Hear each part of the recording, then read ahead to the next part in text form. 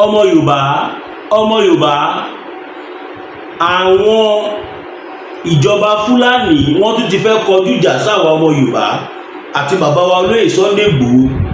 Bẹ́ẹ̀ ni mo sọ fún yín, tí n bá sọ pé náà ń jó lórí omi ẹni kí lọ kéwú ẹ̀wà. Àwọn Nigerian government wọ́n tún ti fẹ́ bẹ̀rẹ̀ wàhálà wọ́n tún ti fẹ́ kọjú ogun sáwọn ọmọ Yorùbá, wọ́n tún ti fẹ́ kọjú ogun sí bàbá wa Olóyè Sunday Igboho. tó wọ́n mọ̀ pé tó bá sọ pé ajìjàǹgbara tòótọ́ tó dúró tán tí ọ̀rọ̀ ilẹ̀ Yorùbá mú lọ́kàn dáadáa tó mú lọ́kàn jùlọ bàbá wa Olóyè Sunday Adéníyì Adéyẹmọ Ìgbòho Òòṣà owó baba dami ẹkùn ọkọ Fúlàní àjànàkú kọjá mo rí nǹkan fìrí tabareyin ká ní aréyin ẹmu ẹkì ẹwọ bí ó rẹ̀ kọ́. Olóyè Sunday Igboho kọjá wọ́n ní bí wọ́n ṣe fẹ́ kọjú ogun ojú ìjà tí bàbá wa Professor Banji Akíntóyè náà fẹ́ kọ́ sólè Sunday Igboho. Kódà kò yọ àwọn Ìgbò kalẹ̀. Bí mo ṣe ń bá yín sọ̀rọ̀ lọ́wọ́lọ́wọ́ I have a written evidence. Kódà newspaper gan gbé. Ọmọ Yorùbá ẹ jẹ́ ká mo máa fẹ́ evidence wọ̀nyí sí yìí o. Ẹ jẹ́ ká bẹ̀rẹ̀ sí ní pariwo báyìí. Ẹ bá wa share fídíò yìí sí gbogbo àwọn alágbára tí ẹ bá mọ̀ nílẹ̀ Yorùbá. Ẹ bá wa share fídíò yìí sí gbogbo àwọn ọba tó wà nílẹ̀ Yorùbá. Ẹ bá wa share fídíò yìí sí gbogbo àwọn alágbára tí wọ́n jọmọ ọkọ tí wọ́n kì í ṣọmọ àlè. Màá dẹ̀ fẹ́ jẹ́ kí ẹ̀yin èèyàn wa ẹ bá bàbá Tinubu sọ̀rọ̀ káwọn Fúlàní má tì wọ́n lu àwọn èèyàn wọn. Mo sọ̀rọ̀ yìí níjẹta, mo ní àwọn Fúlàní wọ́n máa lo gbogbo ọ̀nà láti rí dájú pé ẹ̀yin tẹ́ bá rántí pé mo sọ bẹ́ẹ̀ kẹ́ máa kọ sí comment section. Mo ní wọ́n máa lo divide and rule and divide and conquer. Wọ́n á fẹ́ kẹ́yìn bàbá Tinubu, wọ́n á fẹ́ kẹ́yìn ìjọba wọn sí wa, wọ́n á fẹ́ kẹ́yìn àwa sí wọn. Òun ló ti ṣẹlẹ̀ yìí o with evidence. Bí mo ṣe ń bá yín sọ̀rọ̀ lọ́wọ́ àwọn House of Representatives wọ́n pàṣẹ bíìlì kan lọ́wọ́lọ́wọ́ báyìí. Ẹ lè má ti gbọ́ anywhere. Bí mo ṣe ń bá yín sọ̀rọ̀ yìí mo fi Ọlọ́run bẹ̀ gbogbo ẹ̀yin ọmọ Yorùbá tẹ́ wà káàkiri àgbáláyé. Ẹ bá wa share fídíò yìí, ẹ jẹ́ kó dé gbogbo ibi tó ọmọ Yorùbá wà káàkiri àgbáláyé. Nítorí pé ìjọba Nàìjíríà wọ́n rí pé àwọn bàbá wa Olóyè Sunday Adéníyì Adéyẹmọ Ìgbòho Òòṣà owó baba dami ẹkùn ọkọ Fúlàní ẹni tó wà nílé tó ń fi ara ọjà lọ́kàn balẹ̀, ẹni tó wà lọ́jà tó ń fi ara oko lọ́kàn balẹ̀, aláàánú àwa mẹ̀kúnnù, general actor gbogbo ilẹ̀ Yorùbá káàfàtà ọ̀rìnkílẹ̀ mítìtì àwọlé Odùduwà, aláàánú àwa ọmọ Yorùbá. Àwọn olórí burúkú Fúlàní wọ́n ti ríbi tí wọ́n ṣiṣẹ́ dé. Wọ́n ti ríbi tí bàbá wa emeritus merited Professor Adébánjí Akíntóyè wọ́n ríbi táwọn bàbá yìí ti ṣiṣẹ́ dé. Wọ́n dẹ̀ ti rí pé iṣẹ́ tí wọ́n ń ṣe ò ṣe é bàjẹ́. Mo sọ fún yín, this is a clear evidence pé a ti fẹ́ dé ilẹ̀ olómìnira nítorí pé àwọn ìjọba Fúlàní àwọn olórí burúkú ọmọ Fúlàní wọ́n pe bàbá Tinubu, wọ́n fẹ́ lò agbọ́ pé wọ́n fẹ́ lò wọ́n against àwọn ọmọ Yorùbá. Àwa gbọ́ pé bàbá Tinubu yarí pé láéláé wọ́n ní wọ́n tutọ́ sókè wọ́n fojú gbà. Wọ́n ní wọ́n fẹ́ lò wọ́n láti ṣiṣẹ́ against sí àwọn ọmọ Yorùbá, ṣùgbọ́n bàbá Tinubu ò dá wọn lóhùn. Nísìnyí báyìí wọ́n wá pe meeting ibi tí à ń lọ gangan ni mo ti dé yìí. Wọ́n wá pe meeting, wọ́n wò pé ọ̀nà owó làwọn lè gbà. Nígbà tí bàbá wa president Bọ́lá Ahmed Tinubu, nígbà tí bàbá yẹn ti yarí pé àwọn ò ṣetán láti bá wọn hùwà dọ̀tí tí wọ́n fẹ́ wù yìí, kí ni the next tí wọ́n ṣe? Wọ́n gba House of Representatives lọ. Wọ́n ní kó ṣe òfin pé anybody tó bá ń pè fún òmìnira, tó bá ń pè fún Yorùbá nation ni o, Biafra ni o, anything, wọ́n ní kí ìjọba ṣe òfin kó máa sọ wọ́n sí ẹ̀wọ̀n 25 years. Ó ṣọ́ọ̀kì yín, ó ṣọ́ọ̀kì mi náà. Wọ́n ní kó máa sọ wọ́n sí ẹ̀wọ̀n 25 years. Wọ́n á tún san 10 million.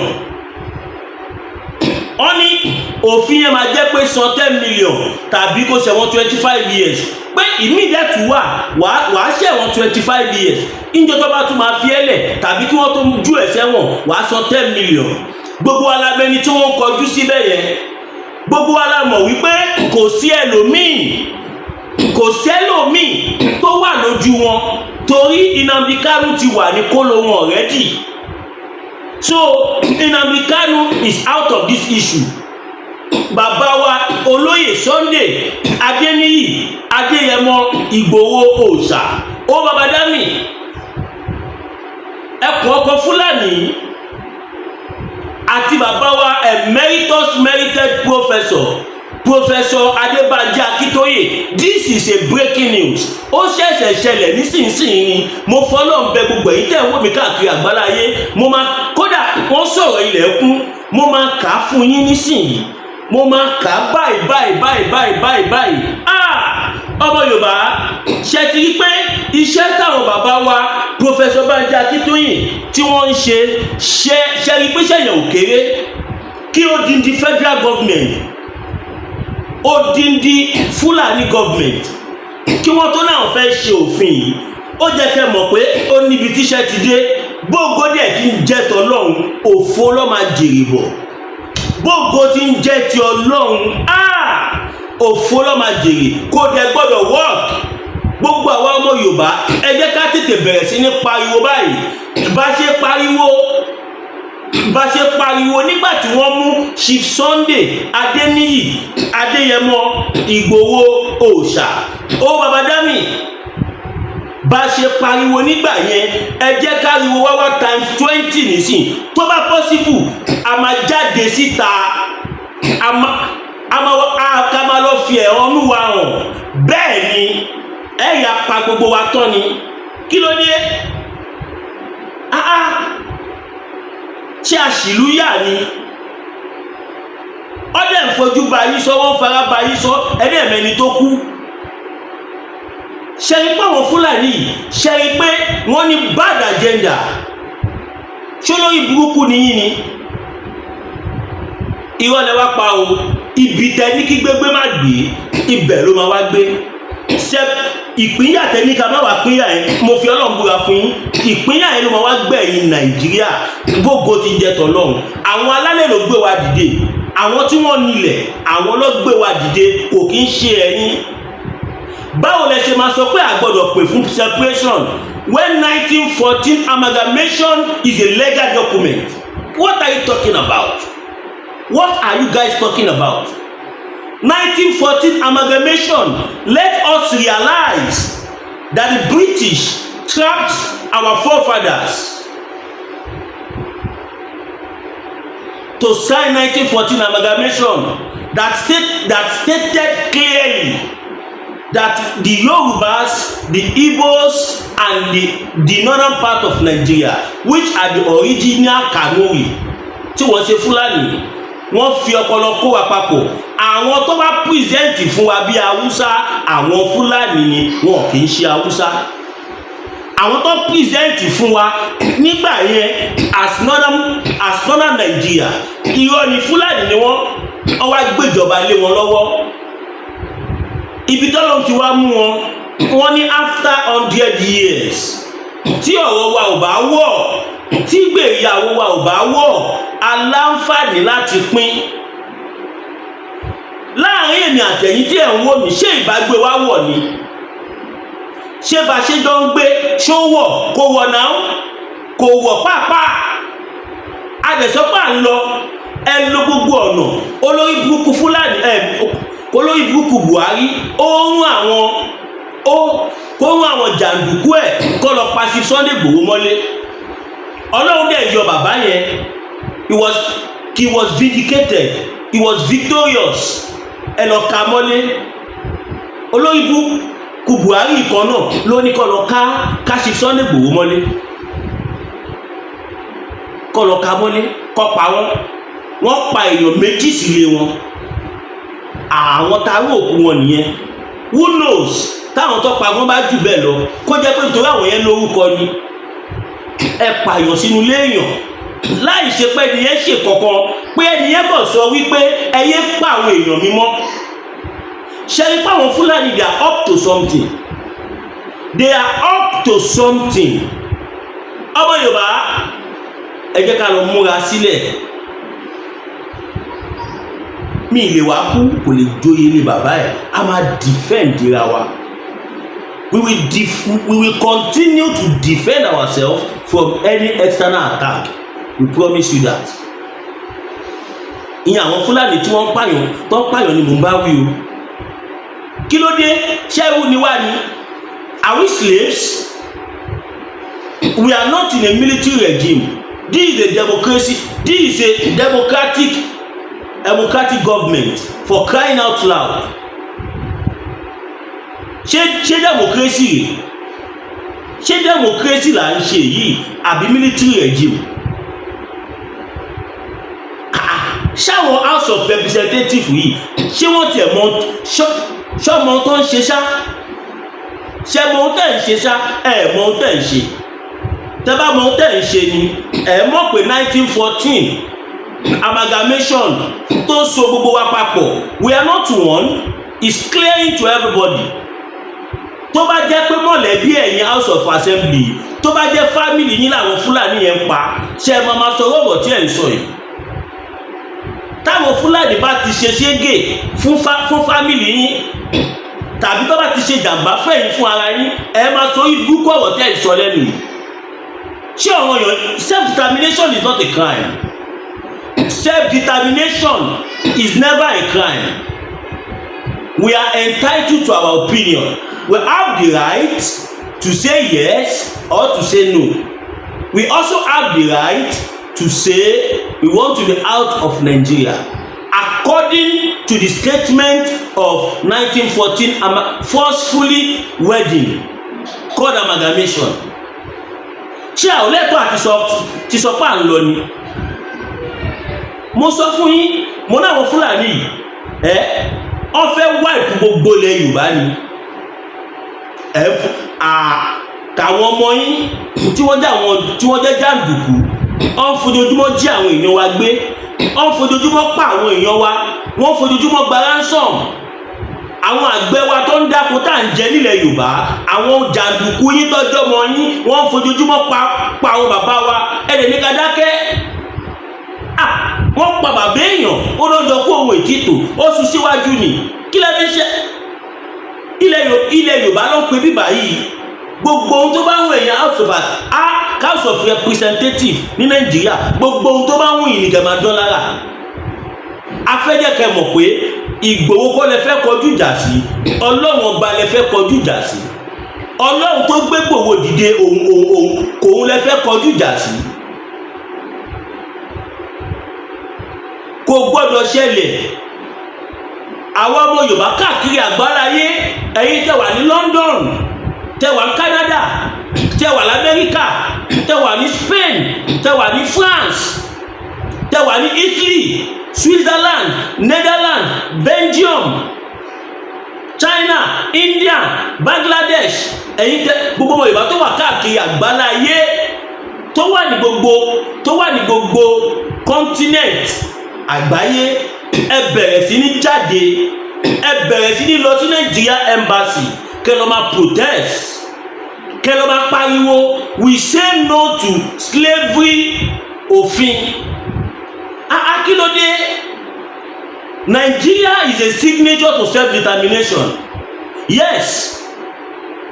ṣe rí pé àwọn Fúlàní wọ́n ń wá gbogbo nǹkan tó máa fi bà ti bàbá Tinubu jẹ́ níwájú àwọn ọmọ Yorùbá, torí pé wọ́n ti rí nísìnyí pé ọ̀kan ṣoṣo ní gbogbo àwọn ọmọ Yorùbá. wọ́n ti rí, wọ́n dẹ̀ rí pé bàbá Tinubu kò ṣeé lò láti fi bá wa jà. wọ́n wá lo the other way round. ẹ̀yin ìyá àti bàbá wa, mo fẹ́ jẹ́ ká mọ̀ wípé Ìgbòho nìkan kọ́ ni wọ́n kọjú ìjà sí, gbogbo àwọn ọmọ Yorùbá ni. wọ́n fẹ́ ṣe òfin yẹn so that gbogbo àwọn tí wọ́n support movement legitimately, wọ́n lè step back, wọ́n step aside. wọ́n wá ṣe débi pé wọ́n á lọ máa kó àwọn èèyàn wa nílé. ẹ jẹ́ ká kínní fún yín. kábíyèsí Elédùmarè. Ṣé ìjọba yìí ṣá? Bàbá Tinubu a sọ fún yín, àwọn ará bíi wọn ò ní kankan tó fẹ́ ṣe fún yín ju pé kí wọ́n tún bá ti ń jẹ́ wájú àwọn ọmọ Yorùbá. Torí táwọn èèyàn bá máa bẹ̀rẹ̀ sí ní pariwo sìn, wọn ò ní pariwo House of Representative, Bàbá Tinubu ni wọ́n máa pariwo. Ẹ̀yin ló máa pariwo. Bàbá Tinubu afẹ́jẹ́kẹ́ mọ̀ wípé ìyà ń jẹ àwọn ọmọ Yorùbá o, wọ́n pa àwọn ọmọ Yorùbá o, Fúlàní jí wa gbé o, Fúlàní fi tipátipá bá àwọn ìyá wa sùn, Fúlàní fi tipátipá fi bá àwọn àǹtí wa, àwọn àbúrò wa, káwọn ìyá wa, káwọn ìyàwó wa, wọ́n fi tipátipá bá wọn sùn. We have more than enough evidence. Bàbá Tinubu afẹ́jẹ́ kẹ́ fi kíní kẹ́ fi ṣìrora yín o. Ẹ bímọ o, káwọn ọmọ yín náà bímọ o, ẹ mọbi tó ń lọ lọ́la o. Tí àwọn ọba tó pa lẹ́kìtì tó pa ní táwọn Fúlàní pa ní ìfọ́nà ìfọ́sù, tó bá mọ̀ pé Fúlàní táwọn ọmọ Yorùbá ń pariwo yìí, tó bá mọ̀ pé òun ló máa padà pa àwọn ló máa wà níwájú o. Mo fẹ́ jẹ́ kẹ́ mọ̀ wípé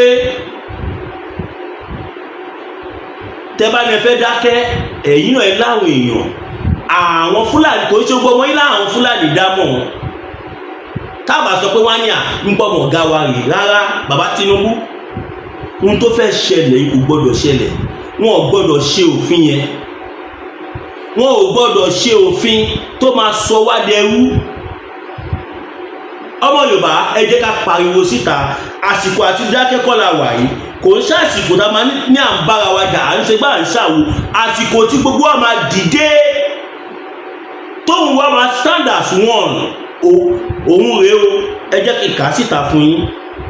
Ó jẹ́ kí n gbé sí ojú screen ni, bò máa kà láti inú fóònù mi ní báyìí. Mo sọ fún yín, ẹ support mi ọmọ yín Masbi TV, ẹ support mi, ẹ fún mi full support. Ẹ̀kẹ́yìn mẹ́wàá information tí mò ń gbé jáde, ó dá mi lójú pé ti gbọ́ anywhere. Mo fọlọ́run bẹ̀ yín, ẹ bá wa ẹ support mi. Irú nǹkan báyìí ó jẹ́ ká project ẹ̀ standard ni. Fẹ́yìn tó lọ bá búùkù fún tẹ́fẹ́ support wa láti get desktop, camera, professional microphone, standard generator, air condition, mixer, drone, oríṣiríṣi nǹkan la fẹ́ rà.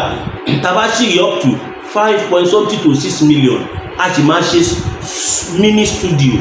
Débi pé tàbá fẹ́ ṣe anything, ó máa rọ̀ wá lọ́rùn jù báyìí lọ. Mo dúpẹ́ lọ́wọ́ ẹ̀yin tí ẹ ti nawọ́ sí wa. Fẹ́yìn tàbá tún fẹ́ nawọ́ sí wa tó ní máa bẹ̀rẹ̀ sí ní kékeré concentrate, ẹ support wa sórí GT bank account mi 021 41 68 704 021 41 68 704 021 41 68 704 GT Bank, Zan Williams Olúwatósìn. Fẹ́yìn tẹ́ bá fẹ́ sẹ́ẹ̀dì tẹ́lásì mi tàbí tẹ́ ní information ọ̀pọ̀ tẹ́ fẹ́ fún mi, ẹ pè mí. Mi tí ṣe Nàìjíríà nọ́mbà bàbá tí mo wá kọ́kọ́ náà ni mo ṣe lò +229 57 74 79 70 +229 57 74 79 70. Wọ́n fẹ́ ṣe kínní láti lè kó ìbẹ̀rù sí gbogbo àwa tá agitate láyà. Nígbà tí wọ́n wá gbogbo ọ̀nà àti lébẹ̀lì wa ní àdàlú, ní terrorist wọn wò yìí. Because ẹni tó jáde àrí wa bàbá Professor Banji Akíntóyè, pẹ̀lẹ́pẹ̀lẹ́ ni wọ́n fi ń ṣe láti ilẹ̀. Ìwà ọmọlúàbí ni wọ́n fi ń ṣe. Bàbá wa náà Dr. Chief Sunday Igboho, àwọn náà wọ́n ṣe nílànà ọmọlúàbí, ìlànà self determination ni wọ́n ń tọ̀.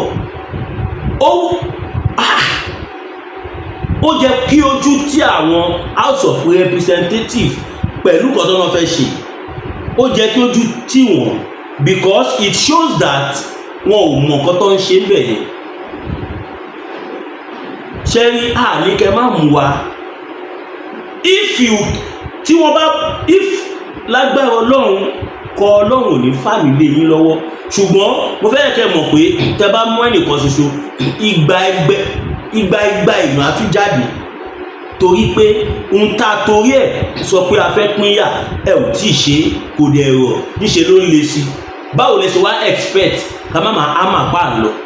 Now listen to this. House proposes 25 years jail term and 10 million fine for separatist agitation, intergroup conflict.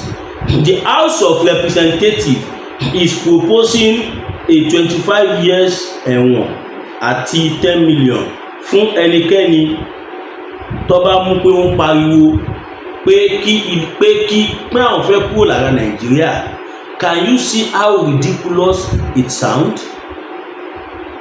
Kó tó di pé máa bọ́ sí next paragraph ẹ kà lọ́dọ̀ bàbá wa Máyégún. Olúsadé ní pẹ́ẹ́n abáwọ́ tọ̀lẹ̀tọ̀lẹ̀ lọ́jọ́ tí iná bá fojú komi ní dákẹ́ ariwo ọ̀sẹ̀sẹ̀rẹ̀ ò gbọ́dọ̀ tẹ̀lẹ̀ bí ògòǹgò bó bá rìn bí ògòǹgò sísẹ́ lẹ́sẹ̀ rẹ̀ ó sẹ́ ẹ̀yọ̀ ìkọlà ló lórí ẹ̀yọ̀ Olóyè Máyégún Aníkúlápó wọ̀lú jìgànjìgàn bí ẹkùn akọrabata òkúta baba aláwo tó ń dífá bí ẹni wẹjú gbogbo ayé bá gbóná lalala bí iná àjẹrin táwọn ìyàmí bá mi ayé ọmọ ènìyàn jìgìjìgì tètè máa bọ̀ wá sọ́dọ̀ ọmọ oníṣẹ́ olúfẹ̀ Olóyè Máyégún Aníkúlápó oṣùn òórùn sùmọ̀lú ló lé ọkiri ojú oorun ogun àmúbọ̀n rere ní tiẹ̀ ní ìdí àìrọ́mọ bí lọ́mọ aráyé fi dì ọ́ ogun gbèsè láyé fi kẹ́ ìwọ ni tàbí àmì ìkórìíra ní bẹ lára rẹ àìsàn ọjọ́ pípẹ́ ogun ìdílé àti bẹ́ẹ̀ bẹ́ẹ̀ lọ tètè gbéra ńlẹ̀ kó dìde kàn sí Olóyè Máyégún Aníkúlápó gbogbo ara kìkì oògùn abániyẹ̀ràwọ̀ ẹni wò abolórí bẹ̀rí fún ẹ̀kúnrẹ́rẹ́ àlàyé tàbí àyẹ̀wò nípa ogun tó ń ja ayé rẹ pè sórí nọ́mbà yìí 08023940939 08023940939 ìjì kìí jà kó gbé odó lọ ìjì kìí jà kó gbé ọlọ lọ a kì í borí olóńgbò ní mògún ìwọ ló rẹ̀ yàn tá rẹ ló kọ lọ.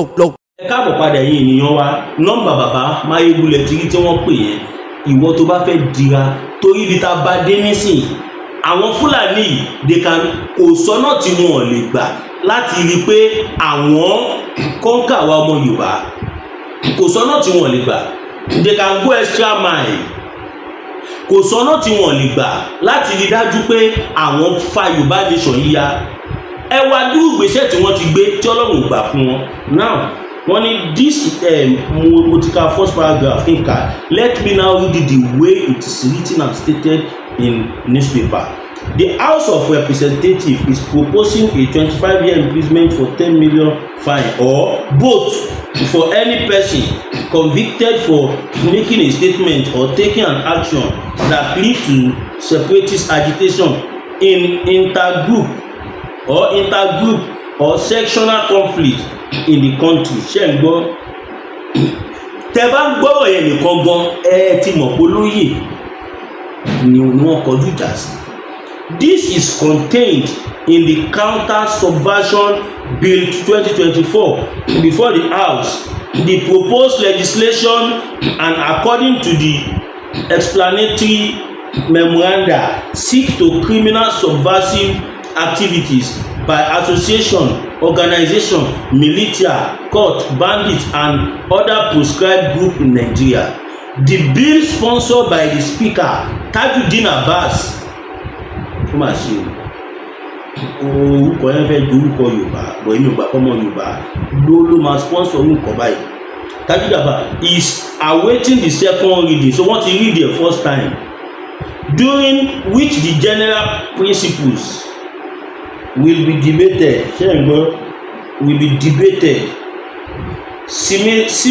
Similarly, the bill states that any person who destroys national symbol, refuses to recite the national anthem and pledge, defaces a place of worship,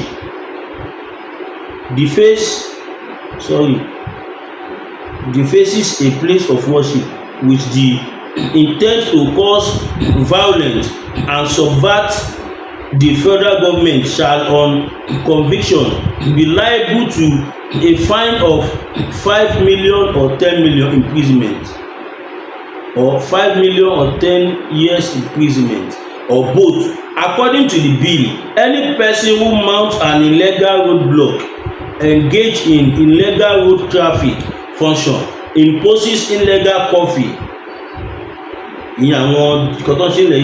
conduct illegal possession shall on conviction be liable to a fine of 2 million or 5 years jail term or both. Furthermore, the bill prescribed a fine of 4 million or 2 years imprisonment for a person convicted for castigating, denigrating, embarrassing, or bringing to disrepute the leadership of a community, religion, lawful group, local government, state or federal government. Also, section 2, 5, 6, and 10 of the proposed legislation states that a person who engage in activities that result to mutual suspicion, mistrust, distrust, or intolerance, which degenerates into conflict and violence that threaten the corporate existing peace and security of the Federation of Nigeria, commit a offence and is liable on conviction to a fine of 5 million or imprisonment for a term of 10 years or both. A person who forcefully take over any place of worship, town hall, school, premises, public or private place, area, arena, or similar ó pọ̀ ogun máa post ẹ̀ sí fans group mi. Ṣé ti rí báyìí? Ṣé rí pé wọ́n ti fẹ́ sọ wá dẹrú pátápátá? Wọ́n ti ríṣẹ́ tí bàbá Akíntóyè ń ṣe, wọ́n ti ríṣẹ́ tí Chief Sunday Igboho ń ṣe, wọ́n ti rí pé kò ṣe dá dúró ẹja dẹ́ka ìpolówó ọjà. Bitter tea ẹkùn tí ń wọ̀yá ẹ̀jà pẹ̀lú àwọn kíndìnrín tó ní stone nínú ìyẹn kidney stone yóò mẹ́ẹ̀tì ẹ̀ tẹ́sí yádànù nínú àgọ́ ara yín. Òun kan náà ló ṣiṣẹ́ fún liver ìyẹn àìsàn jẹ̀dọ̀jẹ̀dọ̀, a sì tún máa ṣiṣẹ́ fún ààtì ìyẹn ìṣòro àìlèmí sókè sódò dáadáa. Láàólá bitter tea ló tún ṣiṣẹ́ fún ìfúnpá gíga ìyẹn high blood pressure. Bákan náà gbogbo ẹ̀yin tẹ́ ẹ bá ní ìṣòro ìsétọ̀ tí a mọ̀ sí prostate cancer, gbogbo àwọn àìsàn tá a là kalẹ̀ yìí pátápátá òun ni láàólá Aba bitter tea yóò bá wà yá àjà. Ìṣòro ara ríro ńkọ́ láàólá bitter tea òun ni kẹ́ ẹ gbẹlura láti wá rí egbòogi láàólá bitter tea rà. Àbí tẹ́ ẹ bá fẹ́ mọ ibi tí wọ́n tẹ̀dó sí ẹ mẹ́sẹ̀gì wọn lórí àwọn WhatsApp numbers yìí +447-4245-27137 àbí àwọn Nigeria numbers yìí 08033194355 tàbí 08026265000. Kò bára rí ẹ̀rí inú ẹ̀jẹ̀ ti kàn jẹ̀gbọ̀n lọ́wọ́ láàólá bitter tea gbẹlura kò rí yàtọ̀ bẹ̀. Ẹ káàbọ̀ padà ẹ̀yin ènìyàn wa. Nọ́mbà bàbá láàólá bitter tea, nọ́mbà lè ṣe wọn lè ti rí yẹn, mo lè fọwọ́ wọn sọ̀yà. Láàólá bitter tea bóyá àwọn tó fẹ́ máa kànlẹ̀ gbọ̀ngbọ̀ngbọ̀n kí wọ́n tí nǹkan ọmọkùnrin yẹn kéré báyìí tó fẹ́ kó wà nọ́mà bó ṣe fẹ́ láì lo oògùn òyìnbó, tó fẹ́ ewé àtegbò, ìwọ tó fẹ́ máa kànlẹ̀ dáadáa, ìwọ tó fẹ́ máa pẹ́ lórí ẹ̀, tó fẹ́ àdódùn, tó ní prostate problem at anything tó bá ń ṣe ẹ́ pé bàbá Máyégún, pé wọ́n kò síbi tí ò lè pè wọ́n sí. Nọ́mbà wọn nìyẹn. Now ẹ̀yin ènìyàn wa, kí ló opinion yín nǹkan tó ṣẹlẹ̀? Ẹ jẹ́ ká bẹ̀rẹ̀ sí ní pariwo kí gbogbo àgbáyé mọ tó ń lọ Nàìjíríà o. Ẹ̀yin tó bá jẹ́ pé voice note lè ṣe ẹ ṣe kẹjù sí wa, a máa play ẹ̀, gbogbo ayé máa gbọ́. Ẹ̀yin kẹ́ni tó bá lè ṣe fídíò kó ṣe, a máa bá yín post ẹ̀ free of charge. Ọmọ Yorùbá ṣe pé wàhálà ti dé. Ẹ rí pé wàhálà ti dé lójú ọ̀pọ̀lọpọ̀ wa. Ohun tí mo kà síta ẹ̀ ó lè má ní mínì, bọ̀ mo fẹ́ jẹ́ kẹ́ mọ̀ ohun tó wà lẹ́yìn ọ̀fà ó ju òjé lọ. Bó ṣe wà yẹn wọ́n ní plan tiwọn, wọ́n ní nǹkan tó wà lọ́kàn wọn. Àsìkò yìí gbogbo ọmọ Yorùbá a ní láti máa bẹ̀rẹ̀ sí ní gbàdúrà. Àwa náà máa gbàdúrà fún bàbá wa Olóyè Sunday Igboho, fún bàbá Professor Banji Akíntóyè, fún gbogbo àwa mídíà àti fún gbogbo àwọn ẹ̀yin tí ẹ̀ ń tì wá lẹ́yìn, torí pé wọ́n mọ̀ọ́mọ̀ ṣe òfin láti fi paná Yorùbá nation ni. Wọn ò rí táwọn ọmọ Ìgbò rò tó rọ́bọ̀ pé àwọn yẹn ń táwọn yẹn ń ṣe wọn ò rí nígbè pọ́ fẹ́ freedom, wọn rí nígbè pé wọ́n dà lúrú ni. Àwa dẹ̀ mọ̀ pé wọ́n dà lúrú, they want their nation. Now àwa Yorùbá la jẹ́ ọmọlúàbí on the normal ground, ó jẹ́ káwa ọmọ Yorùbá náà máa bá káwa náà máa fa wàhálà ni, but àwa Yorùbá ni wá, ọmọlúàbí ni wá, a ò kì í fọwọ́ sí anything tó bá ti jọmọ́ ìwà jàǹdùkú. Òun la ṣe sọ wípé a ò lè bá àwọn jàǹdùkú gbé mọ́. Ọmọ Yorùbá ẹ má jà sùn, ẹ má gbàgbé, ẹ share fídíò yìí, ẹ like ẹ comment, ẹ subscribe, kẹ́ tọ notification yín. Kí ni tẹ̀lé tí wọ́n kọ́ play láòkọ́ yẹn ti bàbá Máyégún ni. Oòduà gbé wa kó ní gbé ọ̀dàlẹ̀. Ẹ bá wa share fídíò yìí, ẹ tag àwọn international communities, àwọn international lawyer tẹ́ bá mọ̀, ẹ send ẹ̀ sí wọn. Àwọn human rights activists tẹ́ bá mọ̀ ní abroad, ẹ tètè pè wọ́n kó bá wa pariwo kìíní síta. Ẹ má jàdákẹ́ o, ìjáfara ó léwu. Ẹ má gbàgbé, ẹ support mi, kẹ́ fún mi super sticker, kẹ́ fún mi ní super chat. Mo sọ fún yín pé mo need the support, mo fẹ́ ṣe mini studio, I need up to 5.6 to 6 million. Kakọ̀ra fi ṣe nǹkan díẹ̀, àádẹ́ máa ṣe mọ́ra wọn díẹ̀, àkàwọ́ náà máa ra ìyókù èyí èjì. Ẹ support mi. Ohun tí mò ń gbé jáde fún yín ẹ lè má rí lórí Nigerian television. God bless you all, I love. Ẹ má gbàgbé GT bank account mi, ẹ support mi sórí ẹ̀ 021 41 68 704 021 41 68 704 GTB Zan Williams Oluwatosin Oòduà gbé wa kó ní gbé ọ̀dàlẹ̀. We are entitled to our opinion. Tẹ́ bá ti kọjú ìjà sí olóyè Sunday Igboho, gbogbo àwa ọmọ Yorùbá àtọ́ba àti ìjòyè àwọn ẹ kọjú ìjà sí Oòduà gbé wa kó ní gbé ọ̀dàlẹ̀.